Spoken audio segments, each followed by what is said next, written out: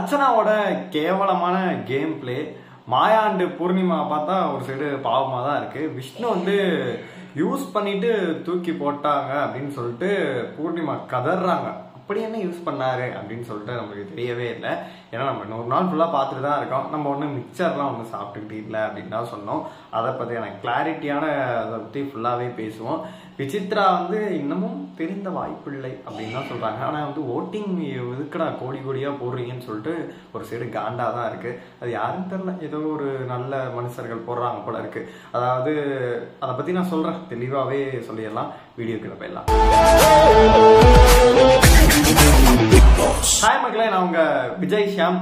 இன்னைக்கு வந்து big Boss season 7 நம்ம ப்ரோமோல பார்த்த மாதிரி தான் இன்னைக்கு பணப்பெட்டி வந்துருந்துச்சு. ஆனால் பணப்பெட்டியை பற்றி அந்த ஒரு இதே இல்லை. அந்த பணப்பெட்டியை வச்சு ஒரு பேசவும் இல்லை. அது ஒரு செகண்ட் 2 செகண்ட் தான் வந்திருக்கும். மற்றபடி 5 லட்சம் வரைக்கும் இன்னைக்கு வச்சிருக்காங்க. நாளைக்கு 10 லட்சம் கொடுப்பாங்க போல இருக்கு. அப்போதான் இவங்க வந்து எல்லாம் வந்து ஏதாச்சும் எடுக்கலாம் அப்படின்னு சொல்லிட்டு பிளான் பண்ணுவாங்க போல இருக்கு. பணப்பெட்டியை வச்சு அந்த ப்ரோமோல காமிச்சது எல்லாமே எனக்கு வேஸ்ட் அப்படின்னு தான் சொல்லணும்.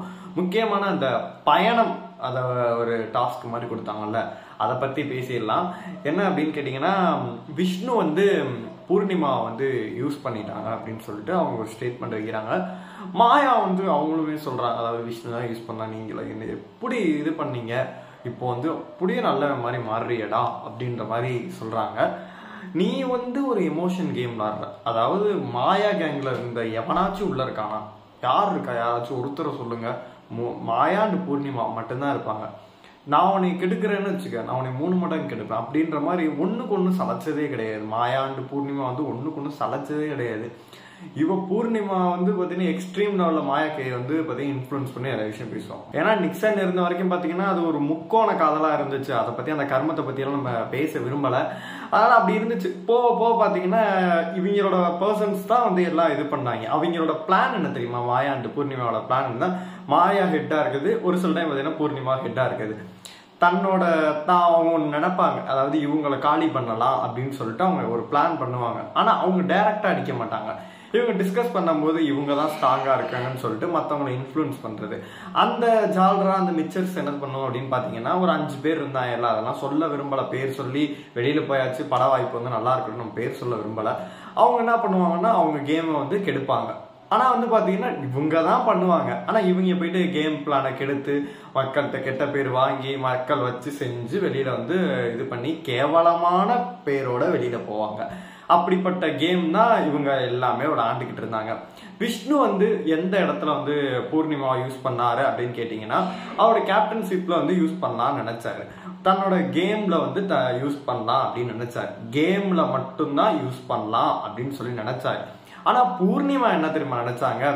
ஒரு சில பெண்கள், எல்லா பெண்களையும் நம்ம குறை சொல்லக்கூடாது, ஒரு சில பெண்கள் என்ன பண்ணுவாங்கன்னு நினைச்சீங்கன்னா, தன்னோட காதலனோ தன்னோட பாய் ஃப்ரெண்டோ அப்படி இருக்காங்கன்னா தனக்கு அடிமையா தான் இருக்கணும், தான் சொல்றதுதான் செய்யணும், தான் வச்சதான் சட்டம், தான் சொல்றபடி தான் அவங்க நடக்கணும், நம்ம என்ன நினைக்கிறோமோ அதுதான் அவங்க பண்ணணும் அப்படின்னு சொல்லிட்டு ஒரு சில பேர்லாம் செய்வாங்க, ஒரு சில பெண்கள் செய்வாங்க. நம்ம எல்லாரையும் குறை சொல்லக்கூடாது.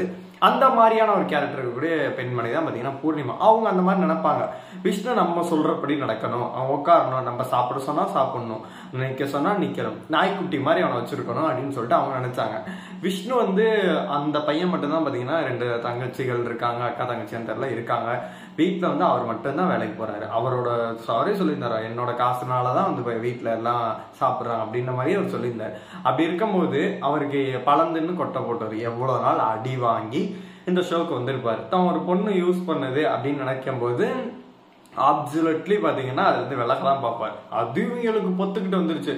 விக்ரமோ, நான் சொல்லலாம் வேணாம்னு நினைச்சேன், விக்ரமோ இல்ல ஒரு சில பர்சன்ஸ் எல்லாம் இவங்களுக்கு சொம்படிச்சுட்டு கடைசி வரைக்கும் இவங்க கூட இருந்தாங்கல்ல, அந்த மாதிரி வந்து விஷ்ணு இருந்திருந்தா இந்நேரம் பாத்தீங்கன்னா இவங்களுக்கு ஆகோ ஓகோ அப்படின்னு சொல்லிட்டு பாராட்டி இருப்பாங்க. விஷ்ணுக்கு டிக்கெட் டு டாஸ்க்ல வந்து பாத்தீங்கன்னா டிக்கெட் கூட கிடைச்சிருக்காரு, ஒண்ணுமே கிடைச்சிருக்காரு. மணிக்கோ அல்லது தினேஷுக்கோ கன்ஃபார்ம் கிடைச்சிருக்கும். இந்த வாரமும் போன வாரமே கூட போயிருக்கலாம். இவன் அடிக்கிற சொம்புங்களுக்கெல்லாம் மக்கள் அடிச்சிருப்பாங்க, போன வாரமே கூட போயிருக்கலாம்.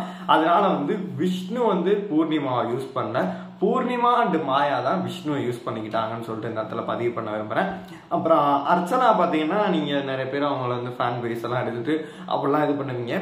அது சரியான ஒரு கைகாரி, ஒரு சதிகாரி அப்படின்னே சொல்லலாம். எப்படின்னு கேட்டீங்கன்னா, நம்மளை திட்டுறாங்க அப்படின்னு தெரிஞ்சு போச்சுன்னா கேமரா முன்னாடி அடி அழகா அடி இருந்துக்கிறது. அதாவது அழகா நான் எப்படி சொல்றேன் அப்படின்னு கேட்டீங்கன்னா எந்த ஒரு இது சேஃபா அடி இருந்துக்கிறது. இதுவே வந்து பாத்தீங்கன்னா நம்மள எல்லாம் பாராட்டுறாங்கன்னா ஒரு கர்வமா சுத்துறது. அதனா ஸ்ட்ரீமிங்ல நம்ம பல இடத்துல பாக்குறோம், வேலை செய்யாம ஓபி இடிக்கிறதா இருக்கட்டும், நிறைய விஷயங்கள் பண்றது.